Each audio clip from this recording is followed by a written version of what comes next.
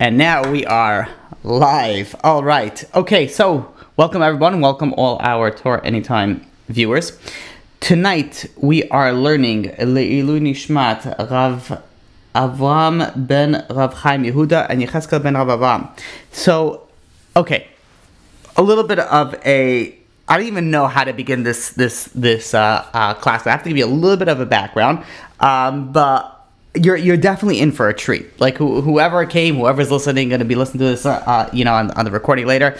In Meretz Hashem, it's with Hashem's help. This is going to be a very, very beautiful, a treat. And when I say I guess what talks to me, it might not talk to everybody, but what talks to me is where you have where the picture suddenly comes whole, and you see where everything plugs in. I feel that is such a beautiful thing. So that's really one of the things that the focus of tonight is how you're going to see how everything comes into one big beautiful picture. So one of the things when I started Pirkei Avos, one of the things that I wanted to do, I didn't mention this yet, but as part of the series, I would like to, when I speak about a certain Rav or rabbi, meaning of the Pirkei Avos. So Pirkei Avos is sayings from our sages. And when I speak about a particular sage, I would like to give the background of the sage. So you get a little bit of knowing who that person was, who that rabbi was, and then you could relate a little better to what he is about to say. Whenever you know the background of something, you can understand something a lot clearer, a lot better, because you know where the person is coming from. So we're not going to do it to everyone, but I want to start off with it this week. And what we're going to start off is really Rabbi Eliezer ben Azaria, which, we're in the first Mishnah of Pirkei Avos, which you would think this is not really associated with him, but soon you'll see why it is associated with him. So keep focused, you don't have to be that, it's not it's a lot of deep ideas, but it's not something you're going to have a hard time following, as long as you pay somewhat close of attention. So, the first Mishnah in Pirkei Avos, which is, when you think about it, this is the 7th class that we've given. So we've been speaking about 7 hours on one Mishnah on Pirkei Avos, just to show you how much depth the Torah has. And there is so much more to speak about it, but hopefully this will be the last class on this first Mishnah. But now, the Mishnah in Pirkei Avos tells us that the Anshe Knesset HaGedola, they told us 3 things, right? So they said 3 things. Have a misunim badin. You have to be deliberate in your judgment. We spoke about this previously. The V'yasu the Torah. I'm skipping one, which is the one that we're speaking about today. You have to make a fence around the Torah. And then what we're speaking about today, Hemidu Talmidim Harbe. Make many students. So we're going to soon see, what does this have to do with reincarnation? What does this have to do with Rabbi Eliezer ben Azaria? We'll soon plug everything in. But first, let's touch a little bit upon the Hemidu Talmidim Harbe. The Mishnah tells us that we should make many students. So Rabbi Gamliel asks, how many students? What does that mean that we're supposed to make? So how many students should we be making? We don't have, meaning how many rabbis do we need to produce? Why do we have to have so many? We don't judge capital cases where you need, 70 rabbis. We don't have, this court need of all these rabbis, which you might think. So this attitude, says Rabbi Gamliel, is very, very much misinformed and incorrect. The Mishnah tells us you have to make many students, because you never know, and this is the key point. Keep this point in mind. You never know which student is going to come out to be the next big rabbi, or which student is going to be able to make a huge change in the world. So we need all of our scholars, because we don't know which special individuals will become our next Torah leaders. And unfortunately, many potential Torah leaders, they stop learning, they stop pursuing this because maybe it's for a lack of money, a lack of funds, or they have to support their families. So this is another factor where the Mishnah is telling us that you should make many students, meaning that each and every single one of us, should support the rabbis, not only emotionally, not only intellectually, but also financially. So not only the rabbis, also the students, so that they can continue studying and can become rabbis. We don't realize, many people, unfortunately, they come to the realization or the understanding where they feel like, what is the point? And in Israel, this is a huge thing, where what's the point of all these people sitting and learning Torah? They're depleting the nation's resources. Rather, let them go to work, and we'll be able to, have a lot more that way. But the truth of the matter is that the people that are learning are really supporting the people that are, that are not learning or that are working. There is a lot of merit that comes when you support Torah, when you help someone go and continue in their studies. So, the Mishnah tells us, make many, many students. That's not only you should, because you might not be a teacher, but not only that you should go and if you are a teacher, make students, but if you're not a teacher, you should be able to support many, many students.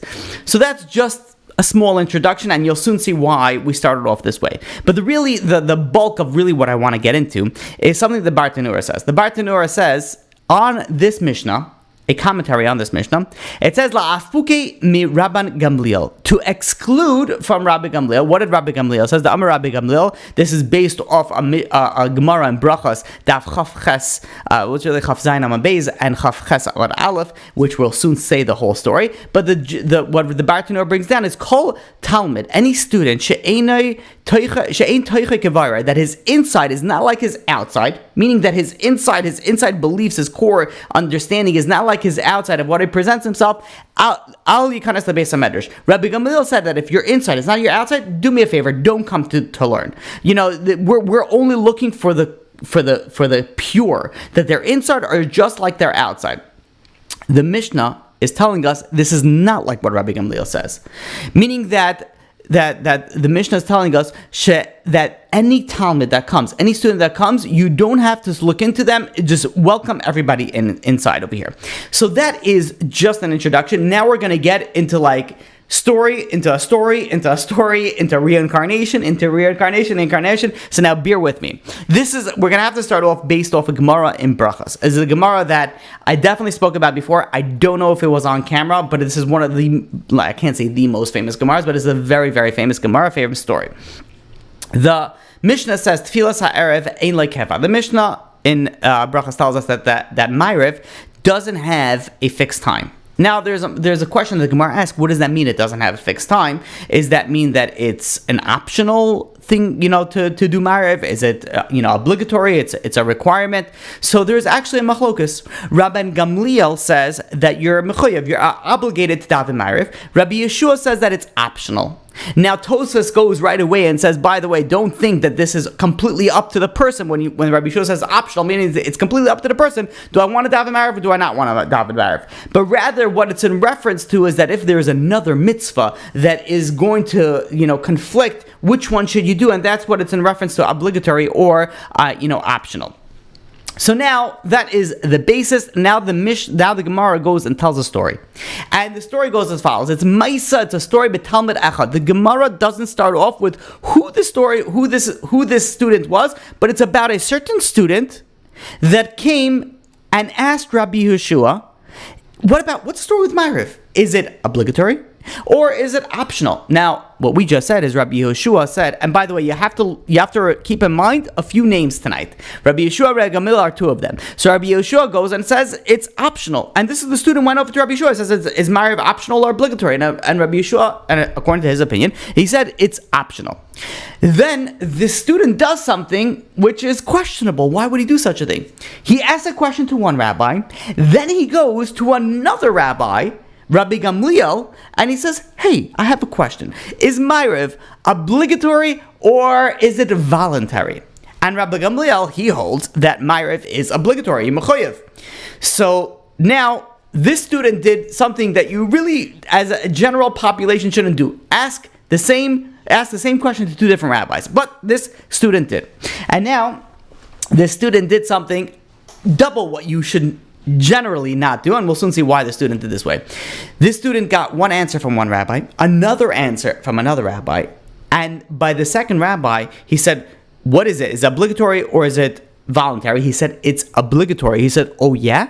Well, the other rabbi, he told me that that Ma'ariv, that the evening prayer is voluntary. And the other rabbi said, is that so? Okay, so let us wait and see what happens when the other Torah scholars come into the base medrash. So he waited until all the people came into the base medrash, into the yeshiva, and then this Rabbi Gamliel, which we'll soon see was the Nasi, he goes and he says that he tells us this student, which still is unnamed, ask your question again.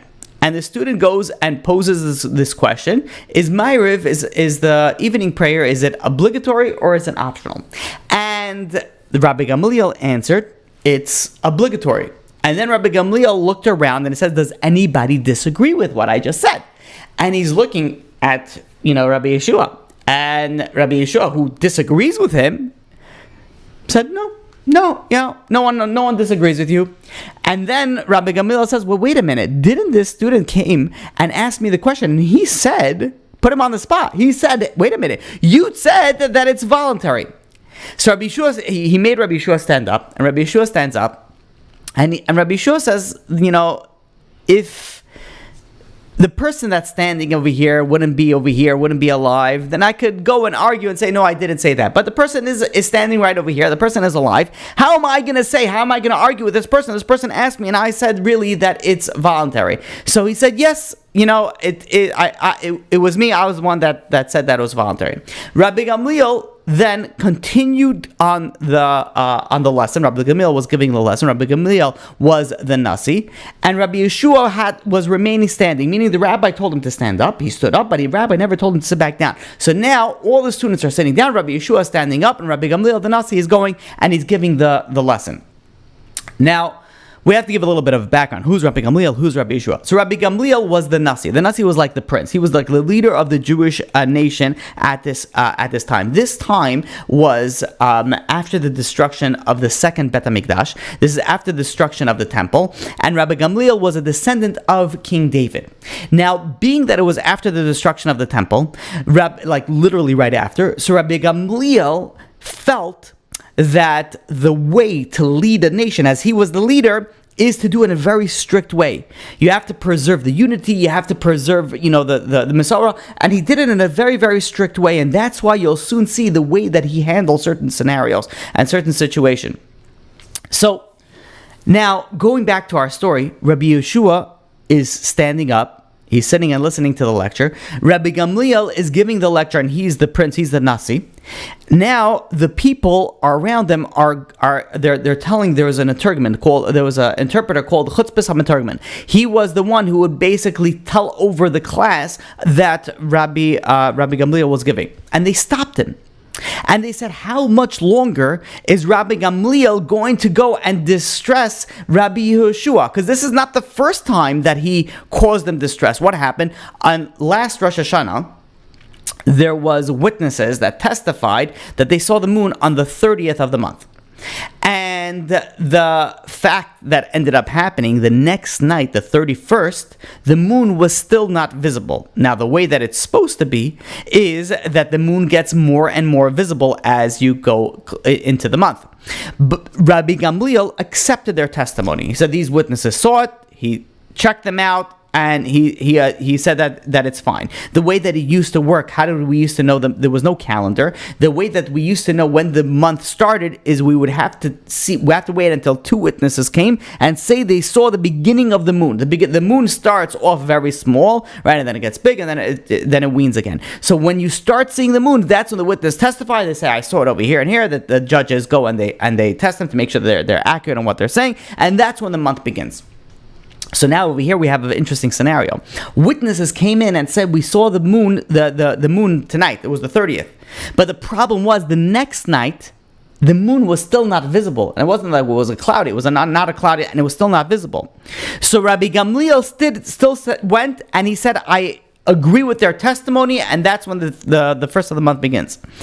It was actually Rab Dosa. Rab Dosa went and said it doesn't make any sense. If the moon is not visible the next night, it must be that they were mistaken or there were false witnesses.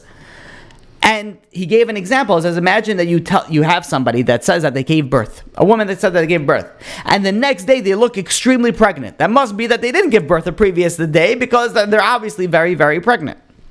So the Gemara goes on and says that Rabbi Gamliel agreed that their testimony was valid and the month began.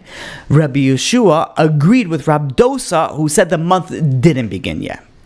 So now, when Rabbi Gamliel hears that Rabbi Yeshua doesn't agree with his, decision, he calls Rabbi Yeshua and he says, it's coming up Yom Kippur, and I decided when the month, part of the Bezdin decided when the month begins. You decided a different day based on your calculation, but so Yom Kippur, according to my calculation, is going to be on day X. Yom Kippur, according to your calculation, is going to be on day Y. Said Rabbi Gamliel goes to Rabbi Yeshua and he said, on your day when you think it's Yom Kippur, I want you to come to me with your walking stick and your wallet, meaning that on Yom Kippur is a Shabbat. It's like the halachas of Shabbos. You're not allowed to carry, and you're definitely not allowed to carry your wallet. That's muksa. So Rabbi Gamliel is telling Rabbi Yeshua, he's trying to prove a point. They said that it's the day that I decided, that my Bezdin decided when Yom Kippur is, when the month begins, because that's when Yom Kippur will eventually fall out. That's the day that's Yom Kippur. Your day is not valid, and to show that you're gonna, subdue to the, to the Bezdin, you're gonna walk to me on Yom Kippur with your wallet and your staff. And Rabbi Yeshua was very distressed because according to him, the day that he was required to walk was the day that's, according to him, was Yom Kippur. And Rabbi Kiva saw him, and Rabbi Kiva said, why are you being distressed? We know the Torah, and he gave a proof of a pasuk in the Torah, that the Torah says straight out that if the Bezdin decided that the new month begins over here, that's what we start counting. And that's when, if Yom Kippur, any of the holidays, they fall out based on the new month, right? Only Shabbos falls out based on the days of the week. Everything else, all the Yom Tovim, they fall out based on what the Bezdin decided the new month begins.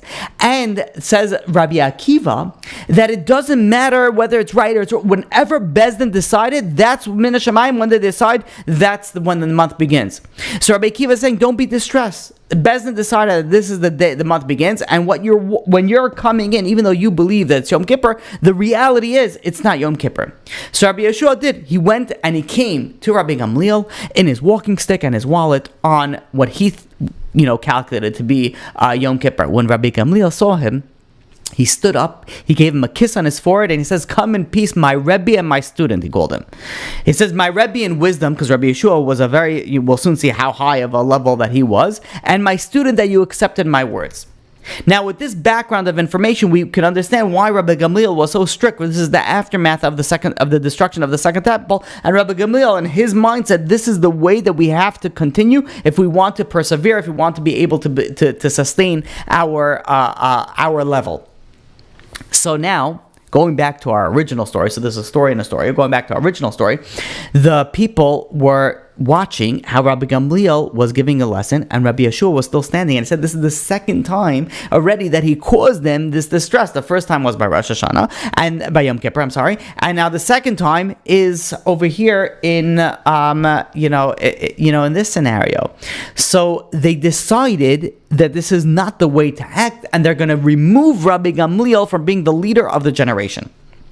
But then they started asking, who are we going to put in the place of Rabbi Gamliel? We can't put Rabbi Yeshua because he's involved in this situation. He's involved in the story, and that's not nice. You have two people involved in the story, so you knock one down, you bring the other person up. That's not nice, so we can't put Rabbi Yeshua in the story. And by the way, that's just to show you how high of a level Rabbi Yeshua was, because he was an option of being the next leader of the generation, the Nasi. In fact, he was the of Bezdin, during that time.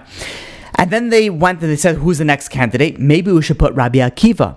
We gave a whole series on Rabbi Akiva, how great that he was, Rabbi Akiva. But then they decided, no, we can't do Rabbi Akiva. Why not? Because Rabbi Akiva comes from a descendants of converts.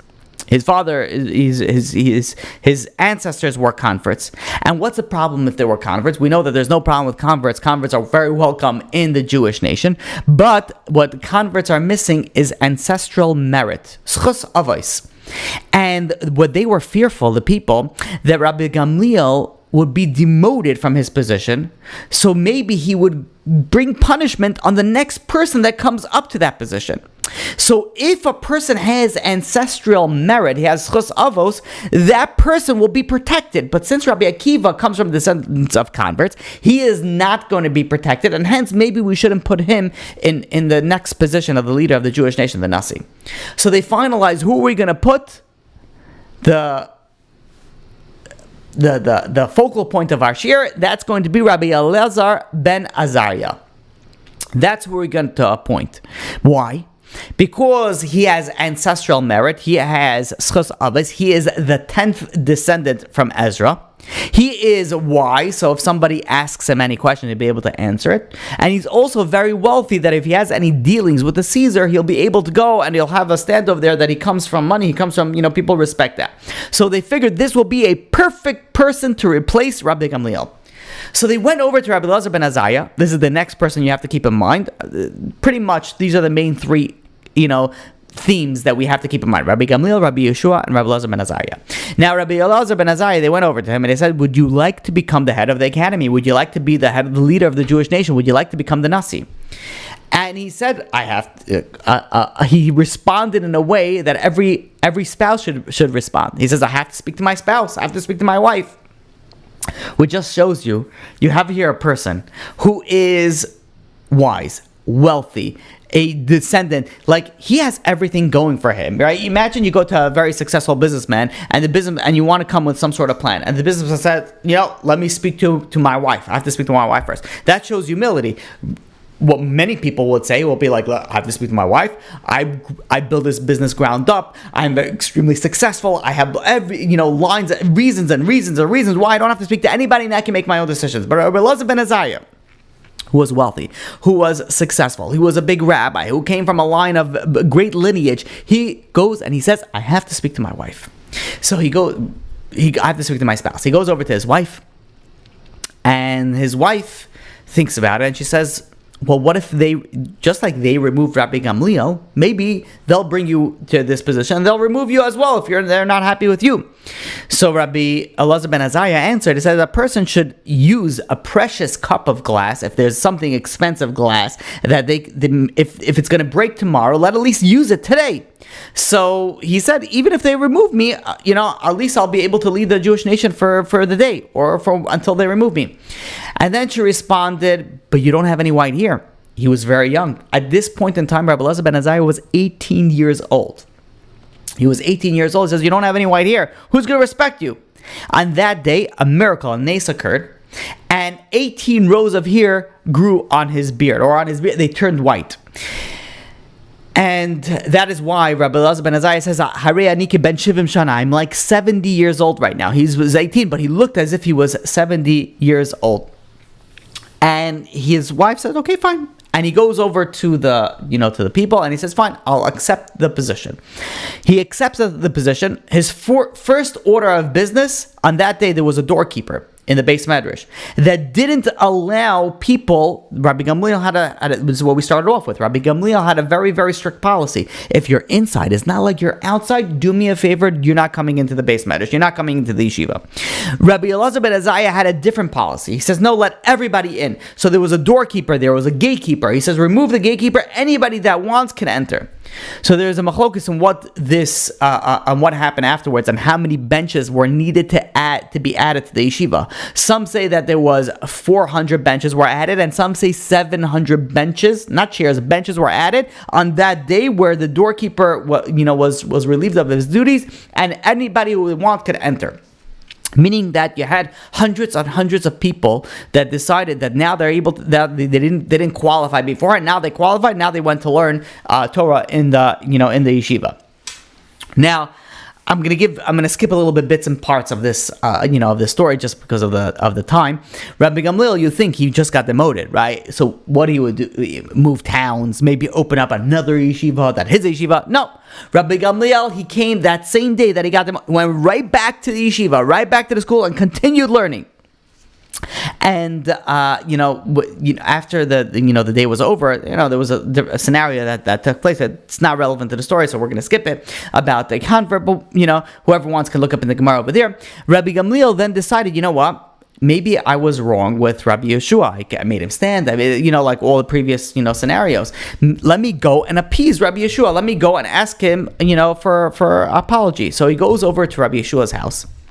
And when he reaches his house, he sees that Rabbi Yeshua's house's walls are all black. And he goes over to Rabbi Yeshua, the Rabbi Gamliel, and he says, I see that from your walls that you must be a blacksmith. That's what you're dealing with fire, dealing with ash, that, it's all the walls over here. And Rabbi Gamliel goes and it says, I've spoken against you. I ask you, please, can you forgive me? And Rabbi Yeshua didn't pay attention to him. He didn't respond to him. And then Rabbi Gamliel said, do it out of respect for my father. So then Rabbi Yeshua looked at him and he was appeased. He accepted his apology. So now, Rabbi Gamliel and Rabbi Yeshua, they're no longer at feuding. They made peace. So now the question came back to the people: what are we supposed to do? We only took Rabbi Gamliel out because he was causing like I don't know what the right word is even for it. He was causing something to Rabbi Yeshua, like something negative. And now they made it up. There's no problem. So what are we supposed to do? But we already gave Rabbi Eliezer ben Azaria the position. So what? We can't go and remove him right now. We just gave him the position. And then they were thinking, like, we can't give them 1 week this one will be in charge, 1 week this one will be in charge, because that's going to cause some jealousy. So what they decided that they're going to do is they're going to reinstate Rabbi Gamliel, because again, it wasn't personal. It was a belief. And a second that it was over, it says, okay, fine. Many times we take things very personally, and even if things are resolved, we don't move forward. Over here, the second that it was resolved, people are ready and willing to move forward. Everybody from all sides.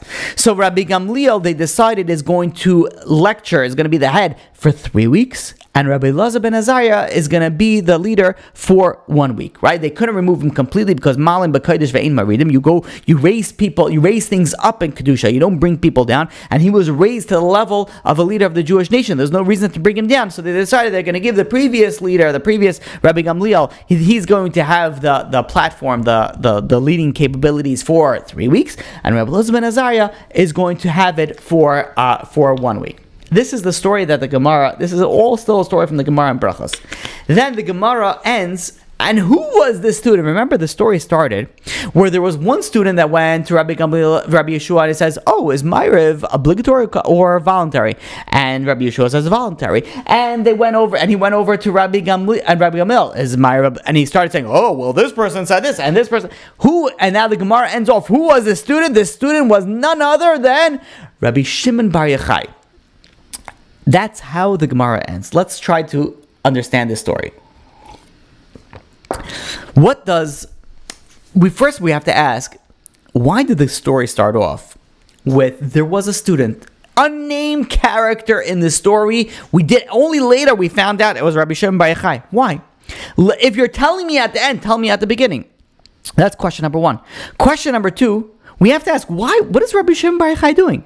If he wanted to ask a question, go to the Nasi, go to the leader, go to Rabbi Gamliel. Why did he first go to Rabbi Yeshua? And if he already went to Rabbi Yeshua, why did now he go over after he got the answer to Rabbi Gamliel? You got the answer already, just like stay it. Now he went over to another rabbi. Question number three is, now he got the answer from the other rabbi. Why is he starting to instigate it? Rabbi number one didn't agree with what you said. Why is he starting all this? Why is he instigating all this? So we go to a Gemara in Shabbos, page 138b to 139a. The Rabbanim entered Keren v'Yavne.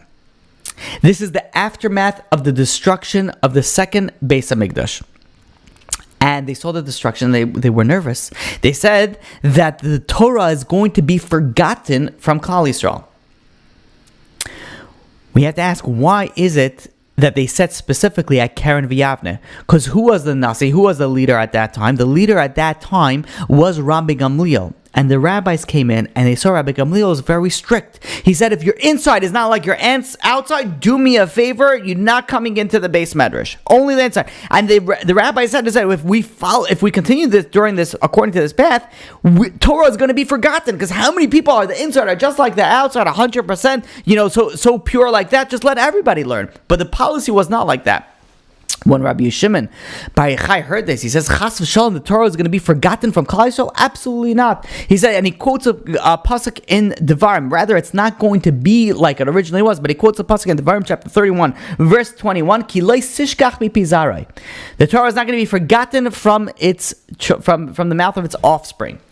Explains Rabbi Pinchas Friedman that Rabbi Shimon Bar Yochai, sees that Rabbi Gamliel has a closed door policy.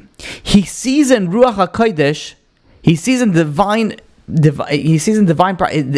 like revelation, he sees that if Rabbi Eliezer ben Azaria, if he's going to be instituted inside over here, he has an open door policy. Rabbi Gamliel has a closed door policy. Rabbi Eliezer has an open door policy. If Rabbi Eliezer becomes in, then the Torah is not going to be forgotten from Klal Yisrael. So that is why Rabbi Eliezer ben Azaria had to go and be instituted in here to have that open door policy.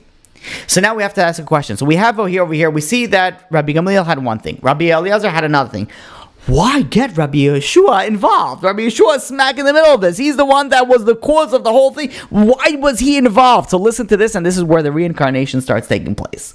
Listen to this.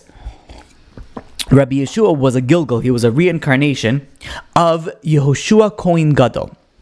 Yehoshua Kohen Gadol was thrown in the fire by Nebuchadnezzar. He was thrown together with Achav and Tzidkiyahu. He was saved. He didn't die in the fire, but his clothing was singed from the fire. And when who else was thrown in the fire? Hananiah, Mishael, and Azaria were also thrown in the fire, but they emerged completely unscathed. They did not even their clothing was singed in the fire. So why was it that Yehoshua Kohen Gadol, which was a righteous person, why was his clothing singed in the fire? The reason was because he was being punished. Why was he being punished? He didn't protest when his children married women that were not appropriate for kahuna. They were kohanim, and they married children that were not appropriate for a kohen. Says the Ramami Pano, Rabbi Gamliel going back to our story, Rabbi Gamliel goes over to Rabbi Yeshua, and he says, I see your walls are blackened. What does that mean that your walls are blackened? Rabbi Yeshua was a Gilgal of Yehoshua Kohen Gadol. His walls were blackened just like the clothing on Yehoshua Kohen Gadol were blackened, because he's a reincarnation. And not only that, says the Ramari Pano, Rabbi Yeshua Kohen Gadol was a reincarnation of Haran. Who was Haran? Haran was Avram's brother.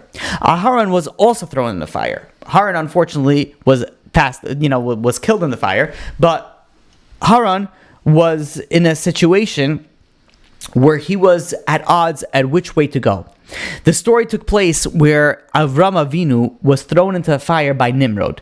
Nimrod was very upset at Avram because Avram was going against all his idols, and Nimrod he worshipped the fire. So he went and he threw Avram Avinu into the fire. And when he went over to Avram Avinu's brother Haran, and he says, "What about you? Where do you stand? Where do you take a stand in? Do you follow your brother, or do you follow me that we worship fire?" And Haran, he wasn't sure the way that he was going to play it. If Avram comes out unscathed and he comes safe from the fire, so he's Team Avram. If he doesn't, then he's Team Nimrod, meaning that he was depending on who is the winner. And what happened was Avram came out, and Haran says, "Yeah, I follow with Avram." And Haran was thrown into the fire also, and unfortunately he passed away, over there. So that was the story of Haran. Haran came back as Yehoshua Kohen Gadol, and then Yehoshua Kohen Gadol came back as Rabbi Yeshua. So now, why was Rabbi Yeshua part of this whole scenario? Because what was Haran? The whole thing of Haran was that his inside was not like his outside. But yet, in a Gilgal, who did he become? He became Yehoshua Kohen Gadol, and he became Rabbi Yeshua. Rabbi Yeshua so much so that he was online to become the next leader of the generation. So they're showing Rabbi Gamliel, says, look at Rabbi Yeshua who comes from Rabbi Yehoshua Kohen Gadol, who comes from Haran, whose inside was not like his outside, and look at what he became. Rabbi Yochanan ben Zakkai had 5 students. Of them, Rabbi Yeshua was one of them. And what did Rabbi Yochanan ben Zakkai called Rabbi Yeshua? The he called Rabbi Yeshua a 3-ply string. What was the 3-ply? What was the Chotam HaShalosh? What was the 3-ply string? A 3-ply string is very strong. It doesn't get ripped. What was the 3-ply? Because it was Rabbi Yeshua Kohen Gadol, and the third one is Haran. Says the Shvilei Pinchas.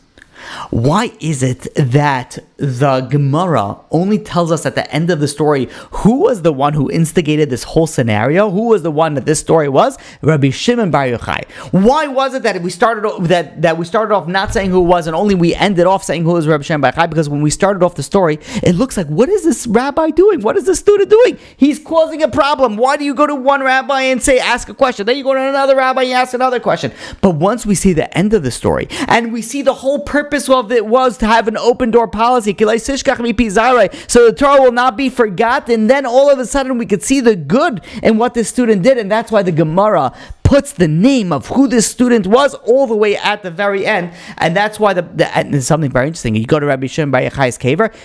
But if you take first of all the letters Kiloi Sishkach B'Pizara, it spells Yochai. Rabbi Shimon Bar Yochai, that's his father's name. But if you go, it's not today's class. But if you go to the Rabbi Shimon Bar Yochai, you see this pasuk is the one that's placed above the entrance to the grave of Rabbi Shimon Bar Yochai. So this is what Rabbi Shimon Bar Yochai instigated. Why? Because it was an open door policy. Because if we have a closed door policy, then the Torah is going to be forgotten, because we have to let everybody in. The proof of it is who? Rabbi Yeshua, because Rabbi Yeshua came, Rabbi Yeshua Kohen Gadol, who came from Haran, who was his inside, was not like his outside, and look at what he became. So now we have a little bit of a background. Now let's go delve deeper into Rabbi Eliezer ben Azaria. So before we get into Rabbi Eliezer ben Azaria and who he was a reincarnation of, we have to give a little bit of a background. There's a mitzvah called Hakhel. Every 7th year, in the time of the Beis Hamikdash, time when we had Yerushalayim, there was something called the Shemitah year. What happened during Shemitah? Shemitah, the entire year, the nation's economy came to a standstill. All the farmers, all the people that work in the fields, they abandoned their fields, and they all went to the yeshiva to learn. They all went to the study houses to learn.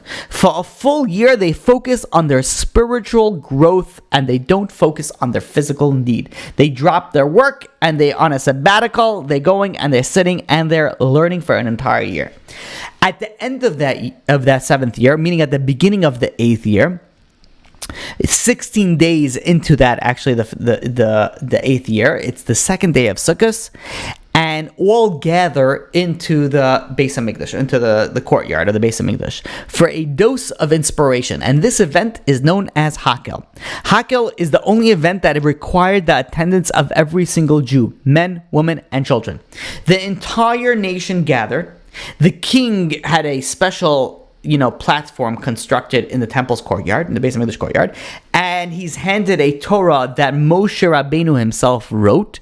The king recites a blessing, and then he reads aloud several different parts of the Sefer in Devarim, and then he concludes with several more blessings. And this is all based off a pasuk in Devarim, chapter 31, verse 12. Where the pasuk, the Torah tells us, Hakhel es ha'am, go and gather, assemble all the people, ha'nashim, the men, va'nashim, and the women, va'hataf, and the children. Look at Rashi over there. The men, they're there. Why? Because they are there to learn the Torah words. The women, they're there to listen, also to learn the Torah words. Why are the children? Rashi brings down a Gemara in Chagiga, page 3a, Gimel Dalet Aleph, that says, gives a reward to those who bring them along. That's why we bring the children. Let's give a little bit of a background on what's going on over here. There's a Gemara in Chagiga. And the story the Gemara brings down that there was 2 rabbis, Rabbi Yochanan ben Baroka and Rabbi Eliezer ben Chisma. And they went to go and learn by their rabbi, Rabbi Yehoshua in Pekin. And Rabbi Yehoshua said to them, what did you learn today in the Beis Medrash? He wasn't, present over there. He says, what did you learn today over there? So the student says, Rabbi, we came to learn with you. He says, no. He says, still, you came and he said, whose week was it? Because remember, we said this is during the time of Rabbi Eliezer ben Azaria and Rabbi Gamliel. Whose week was it? So he said it was Rabbi Eliezer ben Azaria's week of being the leader of teaching the yeshiva. So he said, so what did Rabbi Eliezer ben Azaria say? So they went and they said he was teaching us on this portion on Hakhel. What did they teach us? So the students tell the rabbi, he said, why, the men, they come to learn. The women, they come to hear. Why do the children come? To give reward to those who bring them. And when the rabbi heard this, he was, wow. He said, you had this piece of wisdom in your hands and you tried to conceal it from me. It was a mind-blowing thing. And the question is, what's going on over here? Why is this such a big chiddush? Why is this such a novel idea?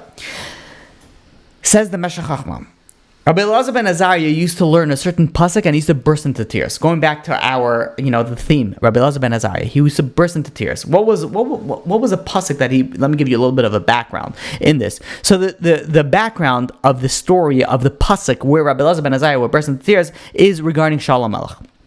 Shalom Melech was in a point in his life that he was in a desperate situation.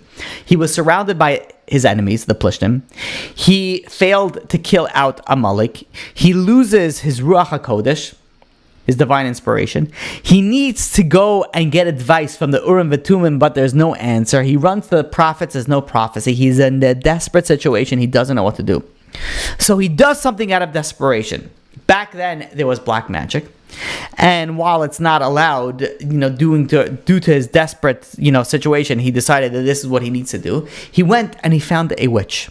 And he wanted this witch to go and bring Shmuel Hanavi back up from the dead because he didn't know what to do. And he was stuck. He didn't have his prophecy. He didn't have prophets. He didn't have he didn't know which way to go. So he calls up a huge rabbi from the previous generation. He calls up Shmuel Hanavi, a prophet. And he says, do me a favor. I wanted to tell me what to do. What happened over here? Shmuel is in the afterlife. He's in the next world. And all of a sudden he gets summoned. And he gets very, very nervous. He runs, he gets very frightened. He says, why are you calling me? He thought he's getting maybe rejudged on, things that he did in his life. So he runs to Moshe Rabbeinu and Aaron. He runs to them. This pasuk, when Rabbi Eliezer ben Azaria read this pasuk, this is where he cried. So now, explains the Meshech Chochmah what's going on over here. First of all, before we get to Rabbi Eliezer ben Azaria, why is Shmuel Hanavi nervous for getting rejudged? He passed away. He's in the next world already. He got his judgment already. Now, he's getting called up. Shalom Melech needs him. He needs to ask him a question. So he's getting called up from the dead to ask a question. And he's so nervous that he's getting rejudged that he calls Moshe Aaron. Number one, why is he nervous? He got judged already. Number two, why is he calling Moshe Rabbeinu and Aaron? What Shaykhah said that? How are they going to help him? So we know that every Rosh Hashanah there is the book of living and the book of dead that are open before HaKadosh Baruch Hu. Now we know the book of living is open for before HaKadosh Baruch Hu because we get judged on what we did that past year. How many good things that we did? How many bad things that we did? How many How many did we help other people do good things? How many did we help other people bad? But the question is, why is the book of the dead opened up? These are people that could be dead for centuries, for millennia. Why are they being opened up? Why are they getting rejudged again? And the answer is because they're getting judged on their actions of their children. They're getting judged on their actions of who they had influences on. You had an influence on someone for good, you're going to get judged for that, and you're going to get reward for that. You had an influence on someone for bad, you're going to get judged for that, and you're going to get punished for that. So Shmuel was very nervous. He knew that he was, judged already, and he got his judgment. And it was a good one. But now he's nervous. He says maybe his children are not going in this path. And maybe now he's getting rejudged again. So that's why he was nervous on what his children have done. Shmuel, to try to get a little bit of background on Shmuel Hanavi, Shmuel's first prophecy, fresh to Nevuah, fresh to prophecy, his first prophecy wasn't a good one. It was on Eli Cohen. Eli Cohen, his sons were corrupt, unfortunately. And in the Beis Hamikdash, if someone came with a big bull, a nice juicy bull, they were brought in right into the beginning of the line. But if, let's say, someone came in with small birds, they were pushed at the end of the line. So they gave, they didn't treat, everything the way that it's supposed to do. And HaKadosh Baruch Hu, God gave a prophecy to Shmuel, and this was his first prophecy, that because Eli didn't correct his children's behavior, his children for generations are going to die young. So Eli knew that Shmuel Hanavi had a prophecy. So Eli goes to Shmuel, what's your prophecy? But Shmuel Hanavi didn't want to say the prophecy because it was a negative prophecy. He didn't want to say it. And he's pressing him. He didn't want to say it. He's pressuring him. He didn't want to say it. He's pressing him. He didn't want to say it. So finally, Eli pressured him and said, if you don't tell me, then the prophecy that you prophesied is going to happen to your kids. And that's truly what happened. Shmuel Hanavi now wanted to reverse this corruption in the Beis HaMikdash. So he went the other way. He didn't take money from anyone. He didn't take a red cent from anyone. He went and he spread Torah through for everyone. But however, the problem was his children didn't follow in his path. So Shmuel Hanavi was very nervous that now he's going to be called up and now he's getting punished for this. But the reality is that he wasn't punished for it. Why? Because he did what he could. He did what he could, and if you do what you could, you're not held responsible. And this is why all of a sudden Shmuel calls Moshe Rabbeinu and Aaron HaKohen. Why? Because Hashem told Moshe, Pakid Oves of Albanim. Hashem tells Moshe, I blame the parents for the children's mistake. Moshe Rabbeinu says, wait a minute, that's not fair. He says, you have many tzaddikim, you have many righteous people that have, unfortunately, not righteous children. So Hashem responds, no, what that means is that if a parent does everything that they could in their power, they're not responsible for the child.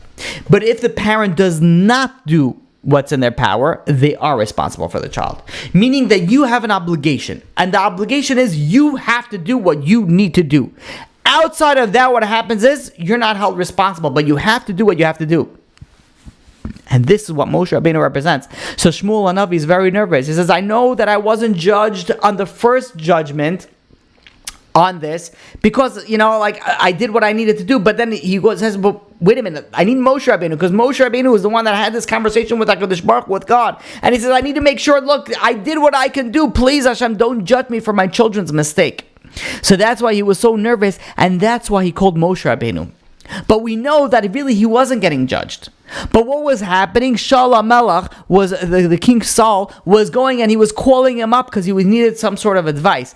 During this pasuk is where Rabbi Eliezer ben Azaria was crying, was very fearful. Now the question is, why? Why Rabbi Eliezer ben Azaria was crying at this particular pasuk when he learned this pasuk?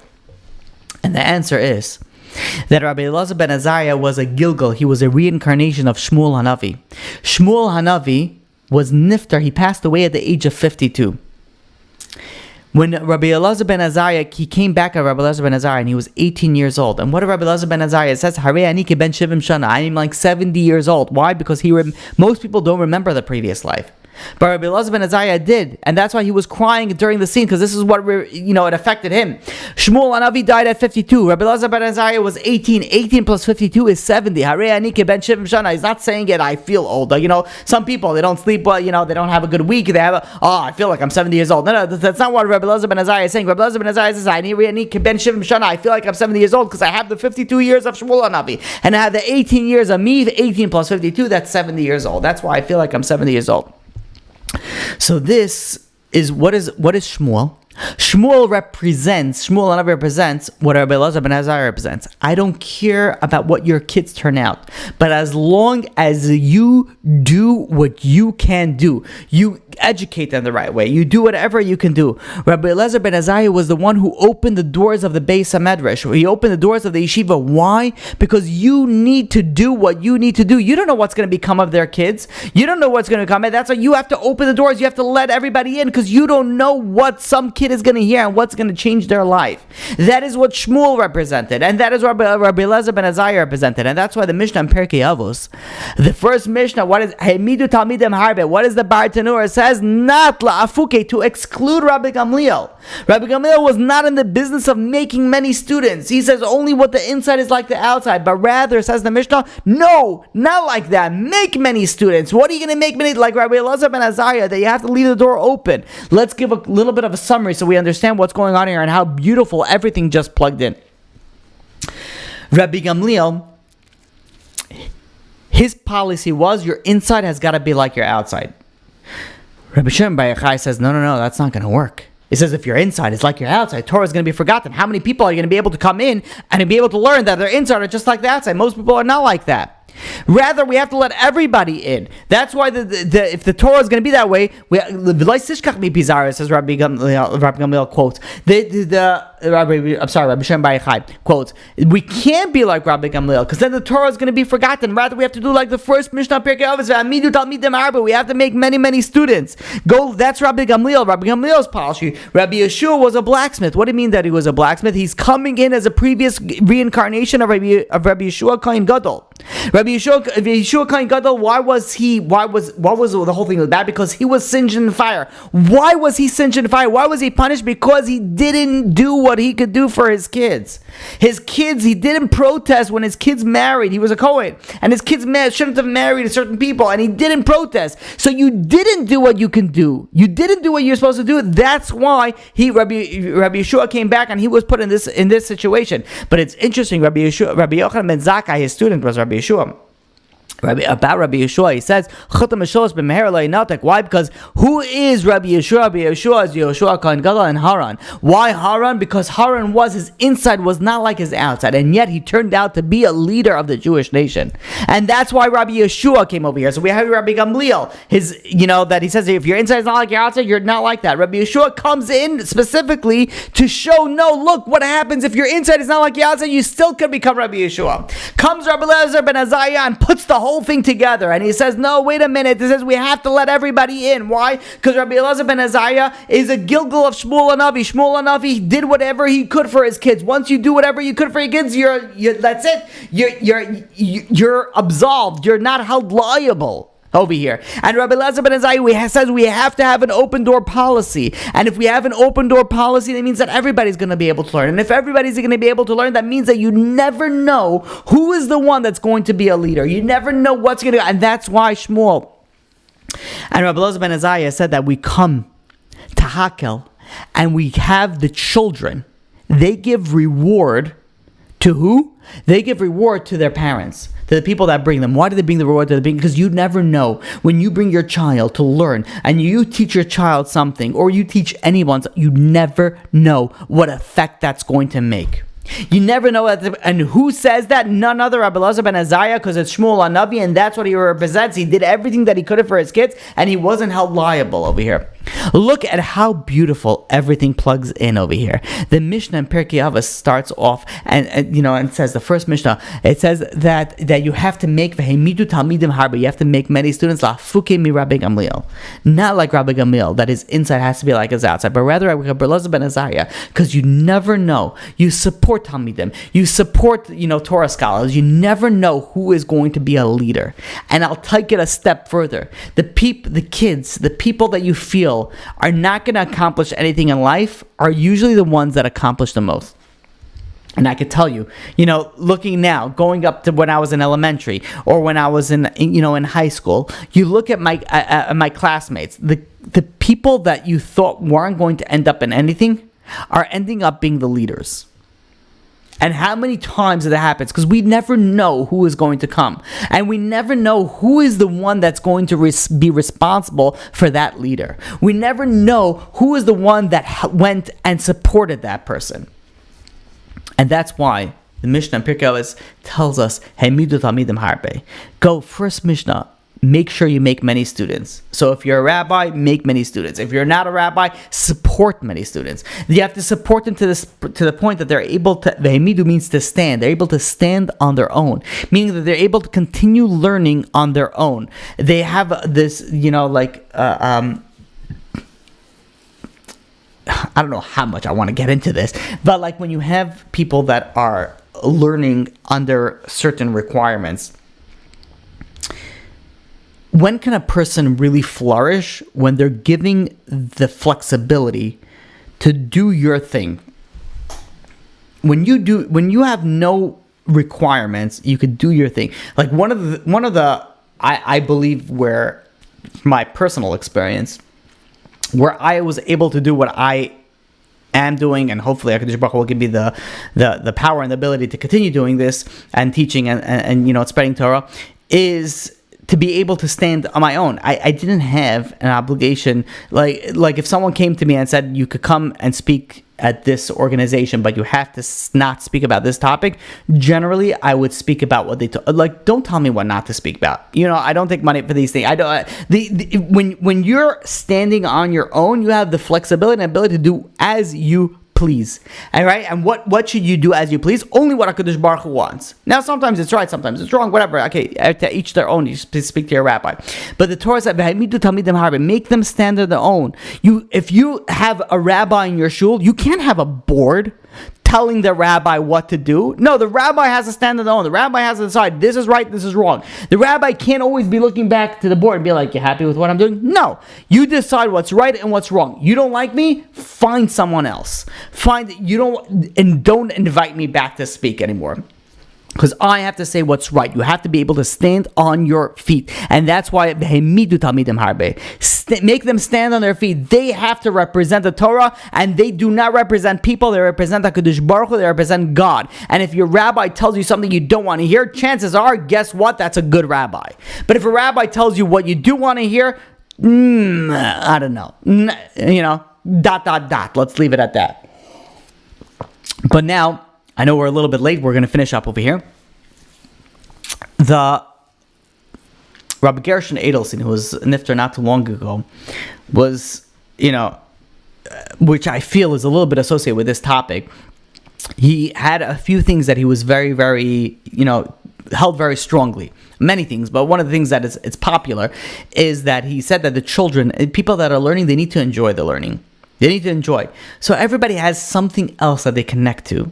A different level, people like different things, and I could definitely see it based on not even the classes, based on the topic of what the class is on, is how many people are going to be listening to it.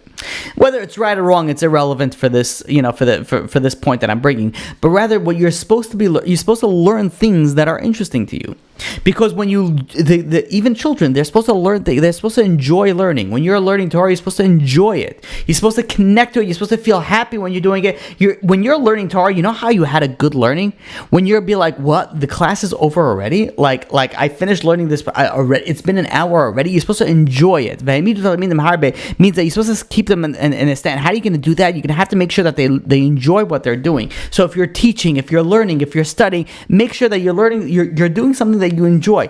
Now, again, does that mean that if I don't enjoy learning about Hilchos Shabbos, I'm not going to learn about Hilchos? No, you obviously have to learn about Hilchos Shabbos, but your focus is that every so often go back to what you enjoy learning, because that's going to give you that drive to to continue.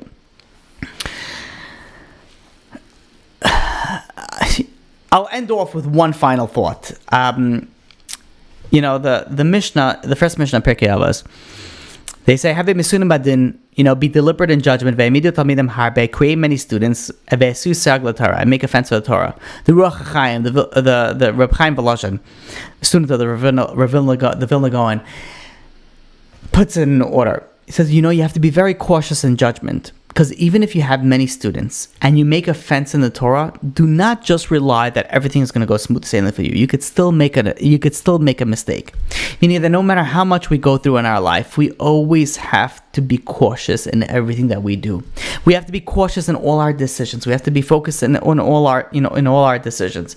And one of the things that I have noticed is people in regards into learning certain topics, they don't find it so interesting, and they don't maybe learn so much about it. Torah is unlimited, and you can learn so much from so many different things, and it's a shame that people skip on certain topics and they never grow in their life. They never grow, they never tap into it, because they just don't, they feel like, let me switch to the, because it doesn't talk to me. Let me just listen to something that is more, up my alley. Reincarnation is like a trigger word. Oh, it's like, okay, this is like interesting. This is something but it's really unfortunate. You should learn everything, because there's so much that you could learn. There's a lot to speak about it, but, the path where I'm going right now with my mindset, I don't know if it's appropriate for now, so we're going to stop it, at this point, and we will open up to any questions. First of all, before I even open up to questions, like, if your mind was not blown by the whole scenario here, you have to review this a few times, this class, because it's so unbelievable. It may be my fault for not giving it over clearly, but it's this concept of how you see the reincarnations and why Rabbi Eliezer ben Azaria said one thing and why Shmuel and Avi said one thing. Like, it brings something so, and you could see the full circle, the real circle of life. You can really see that and how it connects everything, and it can really, it touches you like really like no other. Like, it connects really, really deep inside. So I hope I was able to bring that clearly. Okay. Let's open up to questions. Okay, question number 1. Can you do yoga poses that could look like bowing? Technically, yes, as long as it's not, because it's a stretch. You're not doing it for bowing. So there's a whole thing about if you should do yoga and if you should not do yoga, and if you're allowed to. So again, we're not going to get into that, but as long as it's not from a Avot Azaria standpoint, because it can be from Avot Azaria standpoint, so you're kind of in the clear. But really, you have to be careful on that. So stay away from anything that's Avot Azaria, but if it's not Avot Azaria and it's just a stretch, then you could do it like that. As also, you have to be careful that there's no Buddha over there if you're doing it in a studio. There's nothing like that, because then it can be problematic. Okay, can you play non-acapella music for kids in preschool if you're the teacher? In certain situations, yes. Also depends on the music, depends on the teacher, depends on a few things, but there is room for leniency in certain situations. Ooh. Next question is a little bit of a doozy one. By doozy, I mean a long one. Not the question, the answer. The question is, how do you find red flags in dating? So that's... I feel like there's so much to speak about this, red flags in dating, because it depends on so many factors. What I would probably recommend for that type of question is to speak to somebody about the dating. And then, because I can't tell you how many times I've spoken to people where they thought something was a red flag and it was really not, and they thought something else was not a red flag and it was really a red flag. So it's always a good idea to to speak to somebody, and then you could, somebody that knows, has a little bit, doesn't have to be a rabbi even, just like somebody who has experience in life, that gives a little bit of idea. Rabbi is good, Rebbetzin is good, mentor is good, but it has to be someone that knows a little bit about life. But again, you have to be careful, because if somebody is, has a history of, let's say, if somebody, let's say somebody, you speak to somebody who's divorced because their spouse had anger issues, and you may bring up some situation where a person maybe had anger, they'll be like, red flag right away. So not necessarily, right? Because they were involved in that, they see it that way. So again, speak to somebody who is wise, I guess would be the right thing to say. Next question is, why was he married at 18? I'm assuming that you're referring to Rabbi Eliezer ben Azaria, because he was 18. The Torah actually, the Gemara the Chazal tell us, at 18 you're supposed to get married. Why don't we do it nowadays per se is more because of the immaturity level that we have. Next question, how was Haran able to be reincarnated into Rabbi Yeshua? Well, first he was reincarnated into Rabbi Yeshua Kohen Gadol, and then Rabbi Yeshua. Needless to say, he was a Kohen Gadol if he was a non-Jew and had a non-Jewish neshama. Oh, good question. So the Arizal brings down that in our day and age, and he's about 500 years ago, said that there's no new souls, or very, very rare to have a new soul. Everybody comes back, before. So the question is, how could somebody come back from a non-Jew to a Jewish soul? Generally, that doesn't happen. So the difference over here was, this was, and this is my, understanding of it. I may be wrong. I haven't seen this inside, but this is before the Torah was given. So before the Torah was given, you have people, that come back, into the Jewish thing, and I don't know how much I want to get into this, but from the Erev Rav to the people of that were killed in the Tower of Babel and the flood, they came back. Many people, I just realized, will not know what I'm saying, because it's a little bit of Kabbalistic. But there was all these three were reincarnations, that came back, to fix it. So this is again before the Torah came. Next question is, what types certain people did his children marry? You're talking about Yeshua Kohen Gadol. So that's a good question. I would have to look more into it. It's something that was not appropriate for them to marry as a Kohanim. Okay. All right. That looks like that was the last question. I just had a question regarding the whole thing with the Gilgulum and like how Hara was able to like be reincarnated into Yeshua, like. Yeah. So basically, my question is because I understand the whole thing with why is it the generation of the flood, generation of dispersion, and whatnot was able to be reincarnated, and like the whole thing with the whole tikkun with the babies thrown in the Nile and be thrown into the bricks or whatever, because that whole timeline was before Matan Torah. My question is like, why is it that post Matan Torah that like Haran was able to be reincarnated? Because before Matan Torah, just like they're like nation, like the Hebrews, like, you know, so like it wasn't like they were following Torah. Like it was after Matan Torah that they became like they got the extra neshama or whatever. So like that's why my question is so main. So your question is, what is the difference between Matan Torah and not Matan Torah? Like I'm not. No, like my question is like still like how is it that like Haran was able to be reincarnated? Like the whole, like for example, like before Matan Torah, if someone wanted to like enter Klal Yisrael, they just had to accept the laws of Hashem and like that's it. Like after Matan Torah, there's a whole like gerus that had to occur in addition to that. Right. So to take a little bit of a step back, and this is a deep question, very Kabbalistic, so I'm going to answer it to the best of my ability. You have a lot of converts nowadays throughout the history of Klal Yisrael. There was a lot of converts. So one of the reasons behind those the conversions, that they had this, like, you know, people since they were younger, they had this affinity towards, you know, Judaism, or once they heard about it, they had affinity toward it, and they converted. One of the reasons that our Chazal bring down is that these souls were in a previous, you know, like reincarnation, they wanted to accept the Torah, but they were born in a nation that didn't accept the Torah.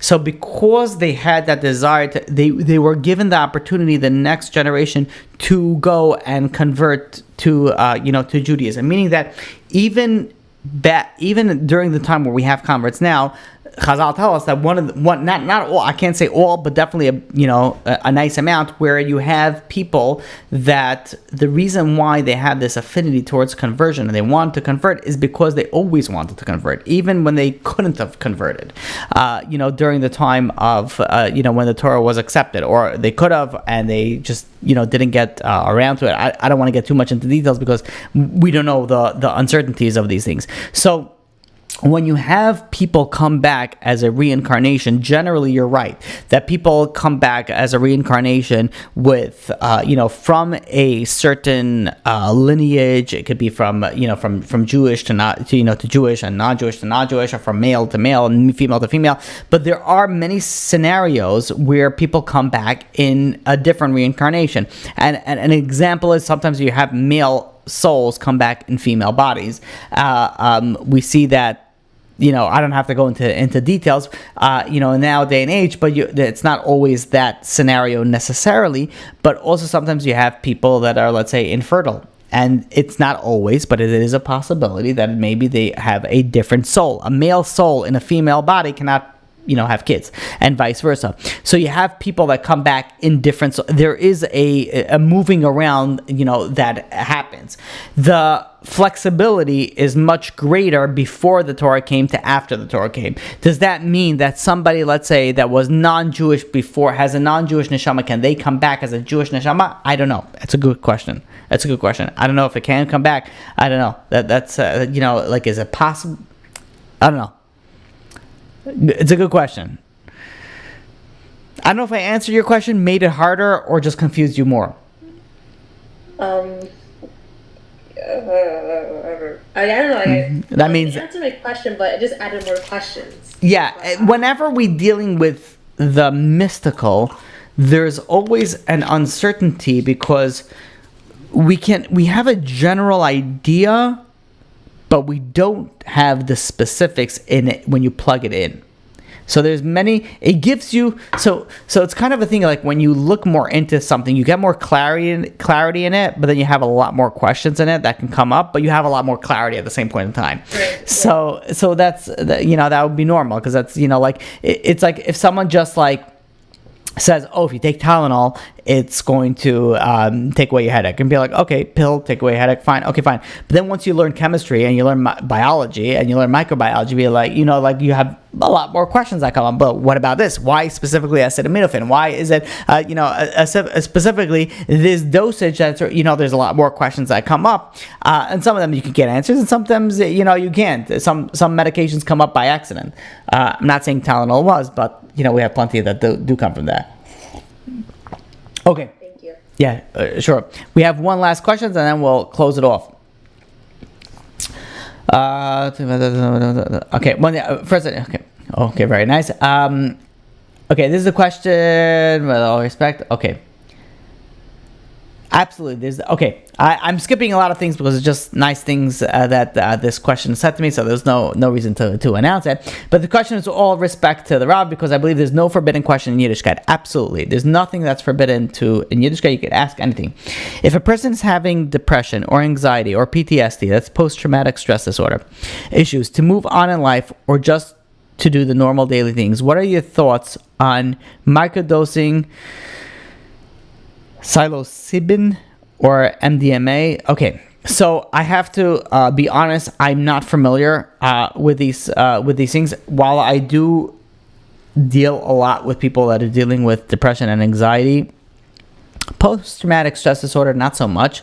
But I do deal with that. I'm not familiar with this microdosing psilocybin. I don't know. I'm not familiar. I'm not familiar with that. But what I would tell you is that if it's something that the normal medicine it's appropriate for, then you definitely can do it. If it's something that is the question where it arises, if it's something more experimental or things like that. But if it's a normal traditional medicine, then my thought process is to continue with it. But again, I know I'm not answering your question because I may not know a lot about this.